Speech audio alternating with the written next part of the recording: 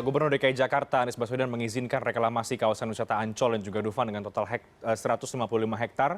Sampai saat ini belum ada keterangan dari Gubernur Anies terhadap masyarakat mengapa Pemprov DKI Jakarta memberikan izin reklamasi, namun keputusan tersebut telah menuai protes dari sebagian kalangan, terutama mengingat janji kampanye Anies saat Pilgub DKI yang menolak reklamasi. Kita akan coba dalami terkait rencana reklamasi kawasan Ancol ini dengan dua narasumber yang akan kita bahas dari luar studio. Tentunya ada Mas Nirwono Yoga, pengamat tata kota dari Universitas Trisakti lewat sambungan Skype. Selamat malam Mas Nirwono. Selamat malam Mas Renhat. Baik, kabar baik Mas Nirwono, dan juga ada Bang Syarif, Wakil Ketua DPD Gerindra DKI Jakarta yang juga anggota DPR DKI Jakarta. Selamat malam Bang Syarif. Selamat malam, Assalamualaikum. Waalaikumsalam. Bang Syarif, saya ke Anda terlebih dahulu karena Pak Anies belum menyampaikan konvers ini Bang. Mungkin Anda sebagai partai pendukung ya dari Anies dan juga Riza Patria bisa menyampaikan kepada kami. Jadi kenapa ini Bang Syarif ada reklamasi kawasan Ancol ini, seperti apa pertimbangan sampai kemudian akhirnya Gubernur DKI Jakarta justru mengizinkan ya ada reklamasi kawasan Ancol? Baik, itu kita harus runut jauh ceritanya ya. Jadi itu berawal dari perjanjian kerjasama di tahun 2009 kalau tidak salah, atau tahun 2010, perjanjian antara Pemprov dengan Pembangunan Jaya. Oke. Terkait dengan penampungan dari lumpur-lumpur proyek JD, itu pengerukan 13 sungai di DKI dan salah satunya juga BKT ya. Jadi sebelum munculnya isu reklamasi yang 17 pulau itu, ini sudah ada. Oke. Jadi harus dicatat itu sudah ada. Dan di sisi jadi yang kaitan dengan itu harus lihat dua sisi ya. Pertama yang bagian timur, sisi timur itu yang 120 hektar, kemudian sisi barat 35 hektar. Betul, jadi jumlahnya 155. Keadaan existing sejak 2009 itu jadi penumpukan lumpur-lumpur itu sudah jadi sekitar 20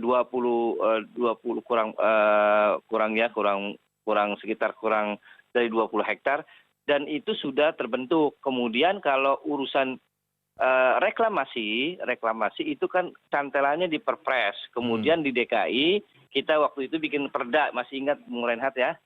Kemudian batal ya, ditarik lagi oleh gubernur. Nah, kalau yang ini yang disebut dalam keputusan Gubernur 237 tahun 2010, cantelannya di RDTR yang memang sudah ada. Memang ada sebagian masyarakat mengatakan itu di atasnya memang ada Pulau K.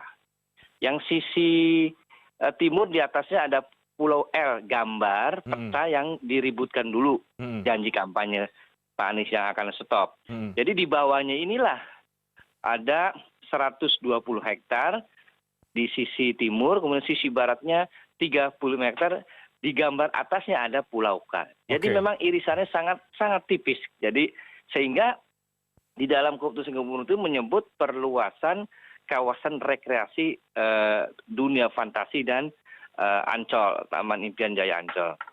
Oke, jadi asal usulnya sebelum ada reklamasi, Bung Renhat, itu ada proyek JD gitu. Oke, tapi kan kemudian ini dilanjutkan Bang Syarif oleh Pemprov sekarang, oleh Pak Anies. Artinya kan memang keputusan itu memang diambil oleh gubernur saat ini kan, bahwa akhirnya ya apalah sebutannya, perluasan kah atau reklamasi, yang jelas ini menuai banyak sorotan, banyak juga yang kemudian menyayangkan sebetulnya ada kebijakan ini, Bang Syarif.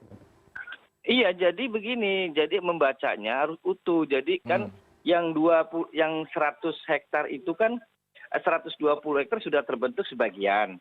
Ada 20 hektar. Jadi dilanjutkan ya untuk perluasan daratan itu. Kemudian yang 35 hektar baru bentuk gundukan gitu ya. Kayak tanggul gitu ya. Di atasnya itu Bung Rehat, di atas yang 35 hektar itu ada Pulau K yang dipetakan di dalam rencana reklamasi 17 pulau. Jadi tidak terkait menurut saya, pandangan saya. Memang dalam praktik tidak terkait dengan reklamasi yang lama itu ya, yang 17 pulau itu ya, Bang Syarif? Iya, di atasnya, di atas sisi timur itu ada Pulau L ya. Di atas sisi barat ada Pulau K gitu loh. Nah, di bawahnya inilah yang di Kepgubkan 237 untuk diteruskan. Karena itu disebut perluasan kawasan yang memang sejak sebelum ada peta tentang reklamasi 17 sudah ada PKS sejak tahun 2009. Oke, saya ke Mas Nirwono Yoga. Mas Nirwono, dari catatan Anda bagaimana terkait dengan perluasan kawasan wisata Ancol ini atau reklamasi ini? Tadi kalau Bang Syarif katakan ini dua hal yang berbeda sebetulnya dengan isu reklamasi yang lama yang kemudian ini ditanyakan oleh sebagian masyarakat bahwa kok jadi reklamasi, Pak Anies Baswedan? Ya, memang ada dua hal yang perlu saya jelaskan di sini karena dua hal itu bisa dikatakan berbeda pandang ya. Yang pertama ya, kita bicara reklamasi ya. Sebenarnya sejarah panjang dari pengembangan kawasan pantai Ancol, Dufan sejak tahun 1960 sampai dengan sekarang itu ya reklamasi sebenarnya Mas Renhat. Ya. Bagaimana dulu daerah rawa-rawa di Ubuk gitu ya. Dulu kalau orang dulu cuman kena nasinaria misalnya kan ya. Dari hutan rawa-rawa diuruk kemudian menjadi daratan kemudian menjadi Ancol akhirnya berkembang menjadi Dufan. Jadi dari dulu sebenarnya terjadi pengurukan yang disebut dengan reklamasi ya. Luar sosial politik sebenarnya. Jadi itu yang sudah berlangsung sejak tahun 1960-an. Ya. Nah, sekarang ini konteksnya kan lebih kepada perluasan daratan dari kawasan Ancol yang ada. Ya. Jadi, itu yang pertama. Ya.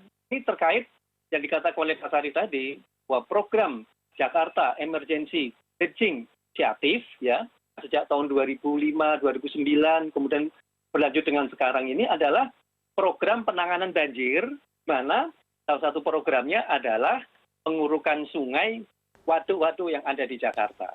Ya. Nah, salah satu solusi waktu itu ditawarkan ini zaman Pak Posibowo ya, yang sudah disepakati oleh Bank Dunia, oleh Pemprov DKI bahwa hasil dari pengurukan 13 sungai dan 5 waduk yang sudah disepakati itu akan diuruk di daerah timur bagian dari Jakarta. Yang dekat daerah Ancol ya. Jadi ini jauh hari sebelum reklamasi yang berbeda yang kita ributkan dengan soal reklamasi pulau-pulau 17 pulau. Ya, ini perbedaan mendasar yang menurut saya perlu diinformasikan kepada masyarakat bahwa istilahnya sebenarnya sama karena kita selama ini terjebak terhadap istilah reklamasi, jadi reklamasinya menjadi ke arah politik. Sementara Ancol sudah melakukan reklamasi atau perluasan kawasannya sejak tahun 1960-an tadi. Oke, baik. Mas Nirwono, terlepas dari agar kita tidak terjebak dengan istilah reklamasi sehingga jadi aroma politis, tapi yang jelas reklamasi kawasan Ancol ini juga berdampak terhadap lingkungan, dikomentari, dikritisi oleh Walhi, merugikan nelayan juga. Nah, ini bagaimana? Nah, itu bagaimana Mas Nirwono? Tapi dijawabin nanti ya. Kita break dulu, kita akan kembali usai jeda.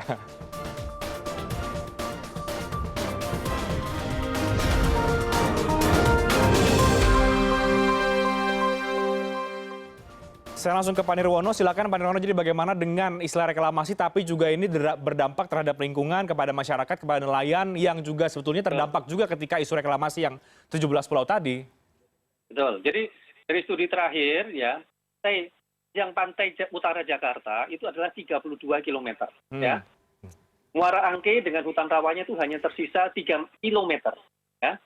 Sisanya ini terbagi-bagi menjadi untuk bagian dari pemukiman, kemudian ada kawasan pemanfaatan umum seperti Ancol ini, kemudian ada kawasan pemanfaatan untuk strategis nasional seperti pelabuhan. Jadi secara praktis sebenarnya pantai utara Jakarta ini sudah tidak bisa diakses publik dengan mudah. Ya. Ini yang menurut saya jadi catatan kritis yang kita harapkan. Impian dari Bang Ali Sadikin adalah bagaimana membuka pantai utara itu terbuka untuk rakyat secara gratis. Ya. Kita masih ingat waktu isu zamannya Pak Ahok di mana akan dilakukan kenaikan tiket masuk Ancol misalnya waktu itu ya. Ya, ada tuntutan warga dari teman-teman menggratiskan masuk Ancol waktu itu. Ya. Jadi ada PR yang menurut saya bagaimana membuka pantai utara tadi untuk ditata semacam Ancol tapi terbuka untuk publik. Di luar Ancol itu sendiri ya. Jadi ini sebenarnya yang belum dikerjakan. Kemudian yang kedua, sampai dengan sekarang ini belum melihat rencana induk penataan pantai utara Jakarta secara keseluruhan ya. Di mana sampai dengan sekarang tidak ada upaya umpamanya bagaimana perluasan kawasan hutan mangrove kita ya yang hanya 3 km ini untuk menahan abrasi pantai utara misalnya. Ini belum muncul ya. Terus bagaimana ini karena hutan mangrove sangat terkait dengan apa? lanjutan dari ekosistem seperti udang, kepiting, ikan yang pada ujungnya nanti juga menjadi tempat tangkapan nelayan misalnya. Oke. Di rencana induk juga saya belum melihat bagaimana revitalisasi kampung nelayan misalnya. Jadi yang dilakukan sekarang ini masih sepotong-potong, tapi Jakarta sendiri tidak punya rencana besar bagaimana menata pantai utara sepanjang 32 km ini untuk 20 tahun ke depan misalnya. Nah ini kita bisa titip kepada Pak Sarif untuk meminta kepada gubernur menyiapkan rencana induk tersebut yang sudah diamanatkan sebenarnya di dalam RT/RW dan RDTR DKI Jakarta sampai dengan 2030. Baik, langsung ke Bang Syarif. Rencana induknya bagaimana Bang? Ini karena berdampak ke masyarakat juga akhirnya seperti yang ditanyakan oleh Mas Nirwono, seperti apa Bang Syarif? Baik. PR-nya masih banyak ini Bang artinya. Ya, baik. Tahun 2019 itu ada ajuan dari eksekutif, dari pemerintah untuk merevisi RDTR dan RT/RW. Itu beberapa bagian-bagian RT/RW akan direvisi. Yang RDTR juga demikian, akan kelihatan di sana. Tapi karena RDTR itu terhambat dari pembahasan 2019 kemudian mendekati anggota baru, tahun ini akan diselesaikan. Nah terkait dengan yang Ancol ini dulu, Bung Rehat, harus dipahami ya. Tadi dikatakan bahwa memang kita menyadari betul pantai publik warga Jakarta tidak bisa mengakses pantai publik. Nah yang terkait dengan itu saya jawab Bung Rehat. Yang 120 hektar itu yang di sisi timur, ketika saya tanya pada Ancol, memang sudah disiapkan untuk pantai publik sepanjang kurang lebih 30 sampai 40 hektar yang sisi timur. Tetapi yang untuk sisi barat yang di Dufan itu memang untuk perluasan Dupan. Jadi jangan khawatir Pak Nirwono untuk akses pantai publik akan diberikan di bagian yang sisi timur sekitar 120 hektar itu. 110 hektar tadi ya. Jadi setelah ini dikepgukan, baru kemudian kita sedang paralel juga membahas RDTR. Begitu Bung Rehat. Oke. Nah, bahwa kemudian ini juga masih banyak kelompok-kelompok masyarakat yang nantinya akan terdampak. Ini Bang Syarif, ini bagaimana terhadap mereka? Karena juga ditanyakan juga oleh Walhi, oleh para nelayan, urgensinya apa dan seperti apa kemudian dampaknya nanti kepada masyarakat? Ya, kalau terkait dengan yang dampak seperti itu, memang di dalam Kepgub itu diatur, Bung Rehat. Kepgub ini penyelenggaraan perluasan ini diberikan waktu 3 tahun. Apabila 3 tahun tidak terlaksana, maka akan dicabut izin perluasan itu. Satu hal. Kedua, memang ada poin-poin kelengkapan yang harus dipersyaratkan untuk dipenuhi oleh penyelenggara perluasan itu. Saya hitung itu ada sekitar 6 kelengkapan yang harus dijalankan sebelum itu dilakukan pengerjaannya ya. Salah satu yang penting di AMDAL. Nah di AMDAL itulah nanti teman-teman Walhi, teman-teman pegiat lingkungan bisa mendialogkan bagian mana yang dirasa supaya mengakomodir tentang atensi terhadap ekologi di daerah perluasan itu. Jadi jangan khawatir, ini sambil jalan memang di Keplu menyebut itu persyaratannya memang cukup berat, itu ada 6, itu salah satunya adalah AMDAL. Oke, baik. Mas Nirwono terakhir singkat saja, apakah sudah ada urgensinya kita melakukan perluasan ini atau reklamasi ini, Mas, singkat saja? Ya, kalau itu dikatakan ada 3 alasan. Yang pertama, belum ada urgensinya untuk perluasan pengembangan kawasan Ancol ya. Karena ada pertimbangan satu, bagaimana kondisi keuangan dari PT Pembangunan Jaya Ancol sendiri ya. Di masa pandemi Covid ini harus jadi pertimbangan ya. Kemudian yang kedua, PR yang nanti Pak Sarif saya titipkan untuk PT Pembangunan Ancol untuk mengoptimalkan lagi kondisi yang ada sekarang. Jadi itu dioptimalkan dahulu sebelum kita melakukan perluasan. Dan yang ketiga, sampai dengan sekarang ini kan rencana Ancol belum ada rencana pengembangannya. Nah, di sini teman-teman bisa memberikan masukan, rencananya seperti apa, AMDAL-nya yang dibutuhkan seperti apa ya. Sehingga dengan demikian antara rencana dan perwujudan nanti sesuai dengan harapan masyarakat. Nah, tetapi ini kan kita perlu waktu yang tadi saya katakan. Kalau kita bicara urgensinya belum sekarang ya. Bagaimanapun juga sekarang urgensinya adalah kita fokus kepada penanganan COVID-19. Dan kondisi yang masih seperti ini tentu saya berharap Gubernur dan Pemerintah DKI fokus kepada penanganan COVID-19, termasuk pendanaan dan fokus pekerjaannya. Baik, kita tunggu nanti bagaimana penjelasan dari Gubernur Anies Baswedan karena belum ada penyampaiannya kepada publik. Kita akan nantikan bersama. Terima kasih banyak Pak Nirwono Yoga. Terima kasih banyak Bang Syarif sudah bergabung bersama dengan kami pada malam hari ini. Selamat malam Mas Yan.